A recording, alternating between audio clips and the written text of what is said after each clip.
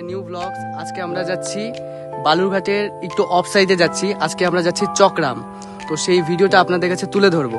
তো stay tuned and ভিডিওটা এবং ব্লগসটা এনজয় করুন। শহর জুড়ে তো আমরা সবাই থাকি এবং শহরেও আমি মোটামুটি ভিডিও করছি, আরও করব। কিন্তু আজকে একটু মনে হলো যে বালুরঘাটে একটু বাইরে যাই। একটু আজকে অফ সাইডে এসেছি, আমরা হলো চকরামে এসেছি আজকে। তো এত যে সৌন্দর্য, গ্রামের পরিবেশ এতটা মুগ্ধময়, আমার বলার কথা রাখে না। এত সুন্দর, মানে এখানে একটা আলাদা শান্তি আছে।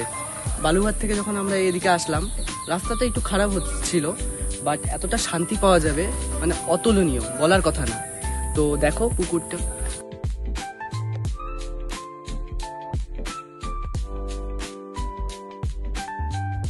এই যে ঝিঝি পোকার যে আওয়াজটা হচ্ছে, এটা একটা নস্টালজিক ফিলিং।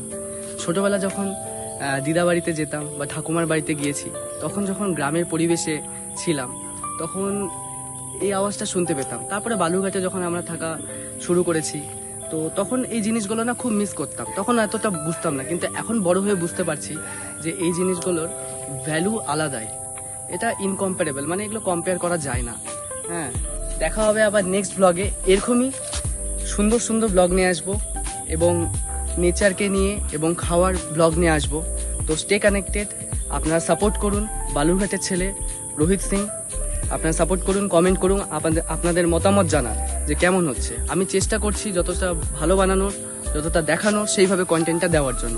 তো দেখা হচ্ছে নেক্সট ব্লগে। টাটা, সবাই ভালো থাকবেন।